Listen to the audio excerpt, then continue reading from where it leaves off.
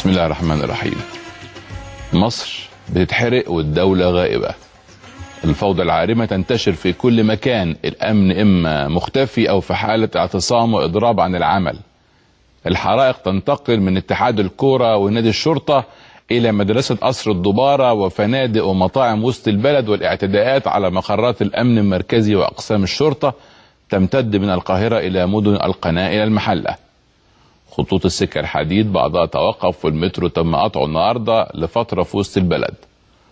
مصر بتتحرق والدولة غائبة والناس خايفة والحياة متوقفة والمؤسسات عطلانة، وعشرات الشركات والمدارس بتفكر 1000 مرة قبل ما تفتح أبوابها بكرة. ووسط هذه الفوضى الحكومة ساكتة خرصة، والمعارضة تكتفي بالبيانات، ومصر تبدو وكأنها بلد مهجورة بلا عقلاء ولا حكماء وبلا رموز خايفة على البلد دي. وأنا بسأل النهاردة في الوقت اللي البلد بتتحرق فيه، الناس اللي خايفة على البلد راحت فين؟ هل تكفي الشماتة والرغبة في الانتقام؟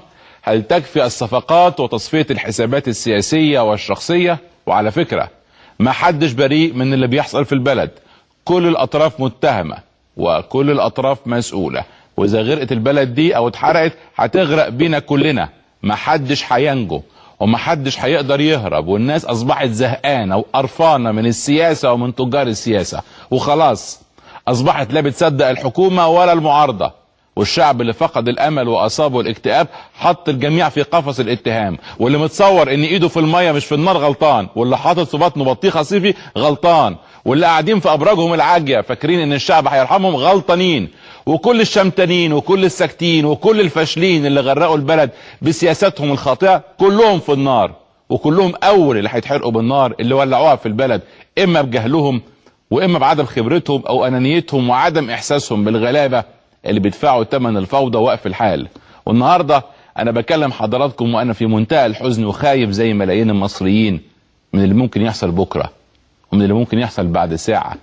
وانا لسه جاي دلوقتي من وسط البلد، وتحت مكتبي مباشره كان في حريق هائل، وبالقرب منه حريق تاني، وكانت سحب الدخان اللي طالعه من حريق نادي الشرطه واتحاد الكوره بتغطي سماء وسط القاهره في مشهد مخيف مؤلم بيفكرنا بحريق القاهره قبل ثورة 52. كل واحد كان بيسأل نفسه النهاردة الحريق اللي جاي فين؟ الحريق اللي جاي امتى؟ الناس كلها ما كانش على لسانها غير كلمة واحدة: حسبي الله ونعم الوكيل في اللي بيحرقوا مصر.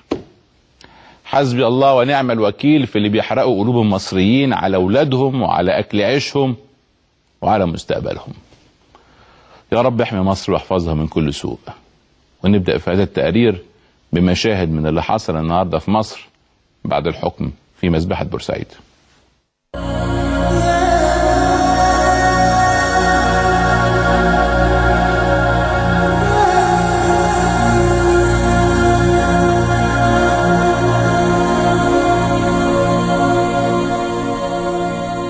بعد أكثر من 400 يوم على أحداث العنف في استاد بورسعيد، أسدلت محكمة جنايات بورسعيد الستار على محاكمة المتهمين بارتكاب المذبحة، والبالغ عددهم 73 شخصا، من بينهم قيادات أمنية و3 من مسؤولي النادي المصري. وعلى مدار عدة جلسات برئاسة المستشار صبحي عبد المجيد وعضوية المستشارين طارق جاد المتولي ومحمد عبد الكريم عبد الرحمن، أصدرت المحكمة اليوم حكمها بإعدام 21 شخصا وبراءة 28 آخرين، من بينهم 7 من ضباط الشرطة، وحكمت على الباقين بأحكام تراوحت بين المؤبد والحبس العام.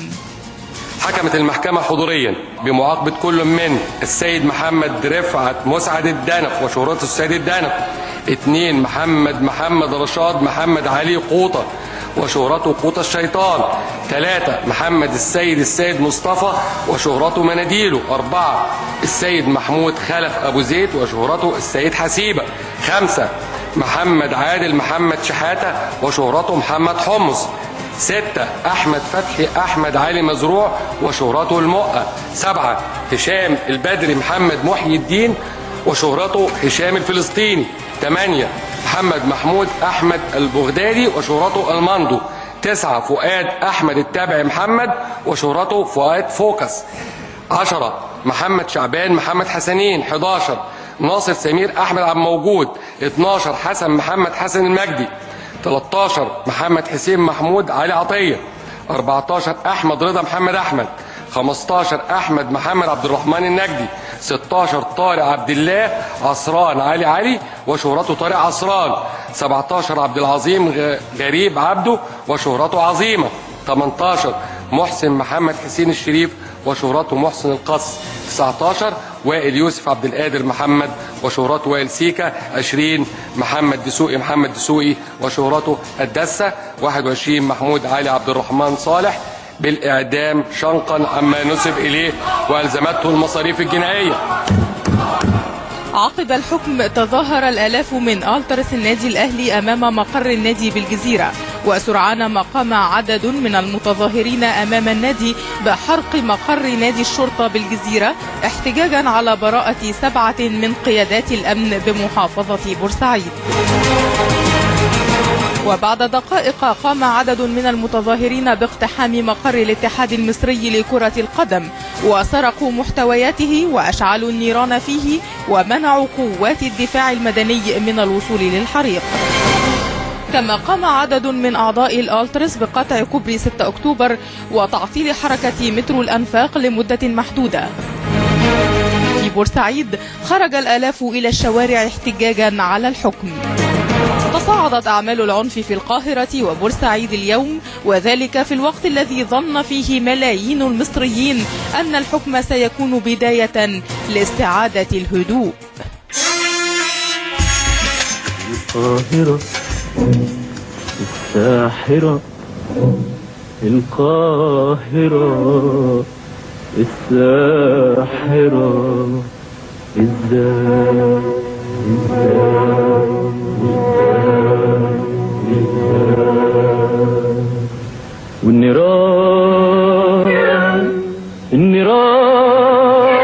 والنيران صبحت رماد واللهب في قلوبنا قاد رغم السكون. كان الغضب بركان بيغلي في العيون. بعد ردود الفعل الغاضبة في منطقة الجزيرة دارت اشتباكات وأعمال عنف في محيط كوبري قصر النيل، وأذاعت منصة التحرير عن اسم أحد المتظاهرين الذي توفي نتيجة الاشتباكات مع قوات الأمن، هو محمد سيد أحمد يبلغ من العمر 12 سنة أمام مدرسة قصر الدبارة بجوار مسجد عمر مكرم بعد حريق المدرسة. وفي أنباء تانية بتقول أن هناك حالة وفاة أخرى لشاب اسمه خالد مصطفى بيعمل مبيض محارة، ولأول مرة النهاردة تمتد أعمال العنف والتخريب لميدان طلعت حرب بوسط البلد. وقام عدد من المجهولين بتحطيم مطعم القزاز وحرقه، وأثر ده على حركة المرور في جميع شوارع وسط البلد، وقامت أغلب المحلات بإغلاق أبوابها خوفا من انتشار العنف. معنا على تليفون الزميل محمد رأفت الصحفي بجريدة المصري اليوم، والزميل شنودة سعد أيضا مراسل 90 دقيقة. أبدأ بالأستاذ محمد رأفت. أستاذ محمد، حضرتك موقعك فين دلوقتي؟ مساء الخير يا دكتور عمرو. مساء الخير.